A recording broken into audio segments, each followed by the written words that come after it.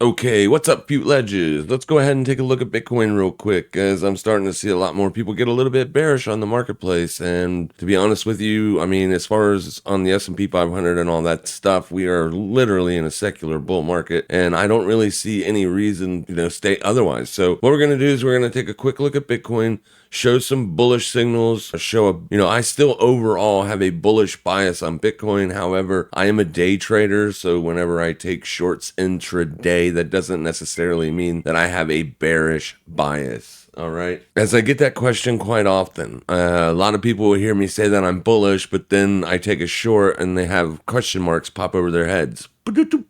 You know what I mean? My main bias on Bitcoin is bullish. I do believe that Bitcoin will remain bullish until we start closing dailies under the 21 exponential. That's how I roll. If we look at the RSI, you can see that we did come in and get around that 60 level, which I was talking about for a long time. And then I would like to see Bitcoin start to gain bullish momentum. Well, we did that. And then I said when we broke out and closed this weekly candle higher than the previous week's, last week, on the last week's video, I simply said that this is probably a pullback candle, and I want to see next week's candle close above this close. If we get that, which is, it is an if, but if we get that, then I don't see any reason to be uber bearish right now.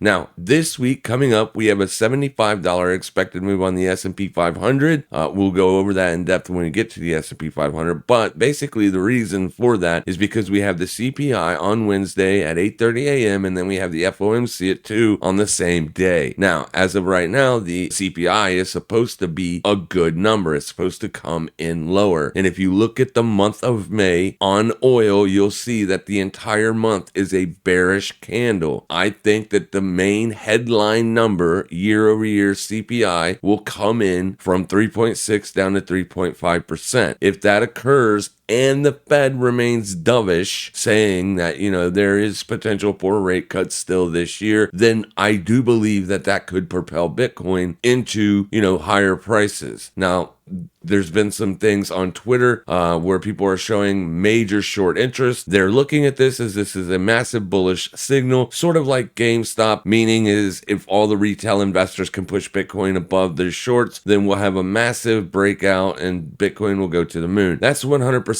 possible. You got to understand that this is a CME, the futures. That doesn't mean that they're positioned bearish. You can hold a spot long position and still get short the futures. I can prove it to you. All right. So I still hold a spot long Bitcoin position, but on Friday I got short. Now, why would I do that? Well, I have multiple accounts. Obviously, I have a spot long position that I just hold Bitcoin and keep adding Bitcoin to from my trading profits. So also I have futures accounts. On Friday, we had the jobs number. The jobs number came in with a huge beat, which is typically very bullish for the DXY. Ended up being very bullish for the DXY. You can see right here that I got a weekly res. This is the high week close. That means it's the highest weekly close in Bitcoin's history. As that is an area of resistance, you can see each time we've gotten above it, we have struggled to stay above it. And this time was no different. We got above it and then we struggled to stay above it. So basically I went over here, I took my highest hourly level, which you can see this candle is higher, and then I dropped down to the 5-minute time frame and I did the old school 5-minute supply zone at an hourly resistance, and it worked out to perfection, as I'm going to show you here. This one bullish candle right here made this a supply zone. So if I drop this hourly resistance right there at that supply zone at 8:30, we got the news, and then we slowly migrated right back up to that 5-minute supply zone. That is where I entered my bearish position. This short green entry, or the lower green entry line, that is the actual entry. Stop right above that wick, simply because I didn't throw the stop in right there. I actually waited for this bit of price to start to go back away. Then I threw the stop loss in, as I don't put a stop loss up necessarily until,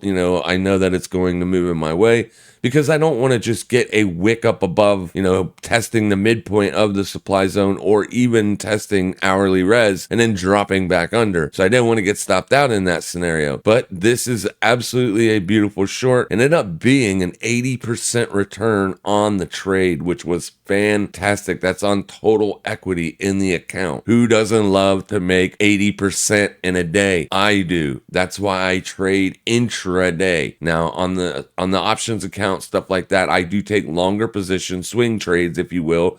But when I'm trading Bitcoin, Forex, even stocks, I day trade stocks on the large account. Like, this is the way I operate most of the time. So just because I have a short position on, I did take 75% of the profits as we started to push down into this area here. I still have a quarter of that position left on. Stop loss is setting around $70,900 because I obviously think that ultimately this position is going to get stopped out. All right, which is, it's okay because I already made the money. Main bias is bullish. I do believe that this daily candle here, we might, see a couple small range days. Today's Saturday, so you might see a small range day today, small range day tomorrow. Going into Monday and Tuesday, maybe it starts to slowly head back lower or even starts to climb a little bit. If CPI comes in line, like I said, I do believe we should get a bullish bounce as long as the Fed remains dovish. So right now, where are the levels to look for bullish entries? Well, if we do drift lower, I would watch May's close, which is this price right there. You can see that's May the 31st. That's the close. We could come back in for a retest of the May close. That would be a good spot to look for potential bullish entries if you get down that low. I don't think you're going to come back down and test this support that we had right here. You can see there was a test there. I don't believe you're going to get that test, but it could happen, right?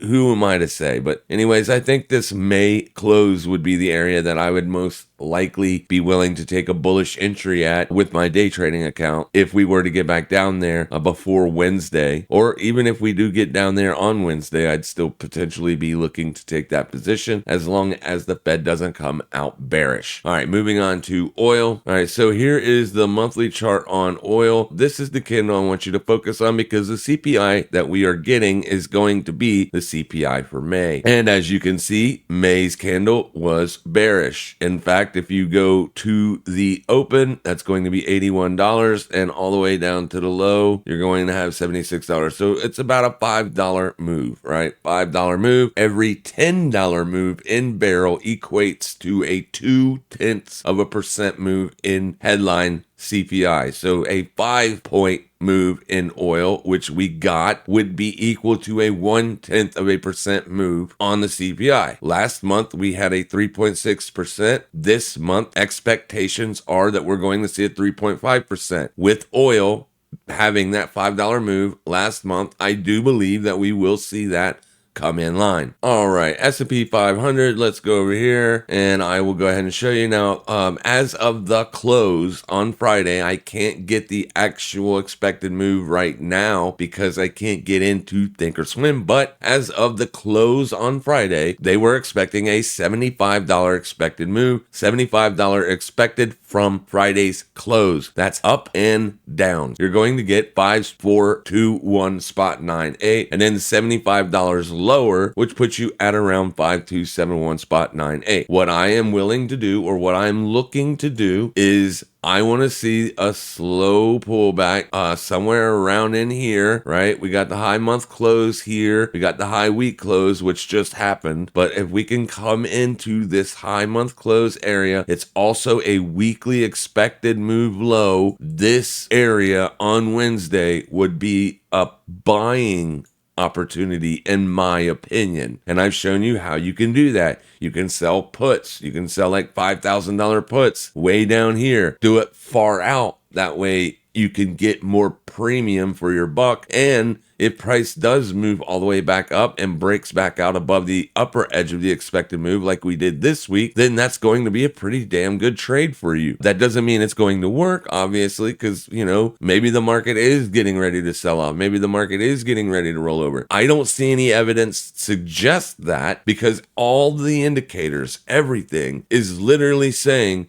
that we are in a secular bull market, and that when you are in a secular bull market and everything is kind of working, I mean, there really is no point to look for bearish entries unless you're day trading, right? There would be no reason in the world why, if you were able to get a signal at the top of Friday's candle, if you were able to short that and make, 10 or 15 S&P points, that's a damn good trading day. That's a good scalp. But you're not looking for price to just drop from Friday and puke. We're not looking for that. We don't think that's going to happen. As like I said, most of your momentum oscillators, most of your momentum indicators, all of your moving averages, literally every indicator in the world that you look at right now will show you that you are in a secular bull market. All the indicators are, all the moving averages are stretched out. They're all pointing in the upward direction. Even the 200s, both of them, the 200 EMA, 200 simple, all pointed up in the up direction. Also, I forgot to show you though that Bitcoin actually did test the 21 here on Friday. Let me pull that up real quick. You can see we traded all the way down, tested the 21, and then got a small little bounce. This is a rounding formation. It is a bullish formation. It's called a cup and handle. Next, we would want to see like maybe even a pullback into this, right? And then go. That's what we want to see. That would be a cup and handle formation. Whenever you have a rounding bottom formation on the asset at the highs, that's considered a bullish consolidation. So we are expecting Bitcoin to make another move to the upside. I closed out my VIX spread when I closed out my bullish position on Friday on the S&P 500. Last week, I told you guys in last week's video, I got long on this day right here. All right, I got long on this red day. So I closed that position.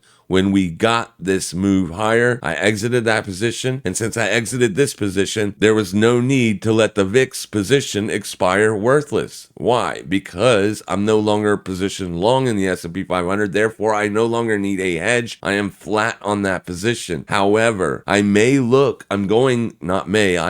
looking further out to see if I can find a decent cheap hedge to put on again with the VIX. And then I may look to position myself long again if we do get a pullback down to last month's close or the lower edge of the expected move, because typically if you position the hedge correctly with options, you can make more money on the hedge than you can actually make if prices continue to melt up. But the hedge isn't to make money. The position for the melt up is to make the money. The hedge is to protect that position for the melt up, if you catch my drift. All right. Or you could just buy puts in the S&P 500 if you want. The only thing that I am a little bit concerned with is the obvious bearish divergence that we have on the RSI. As you can see, we are making bearish divergence here on the weekly time frame, but this pullback down to around the 50 is a good sign. This is the pullback we were all waiting for. Now that we've gotten it, it was a 618 retracement of the yearly range from the yearly open to the yearly high, down 618% up. So I'm looking for prices to reach potentially the $5,500 area in the next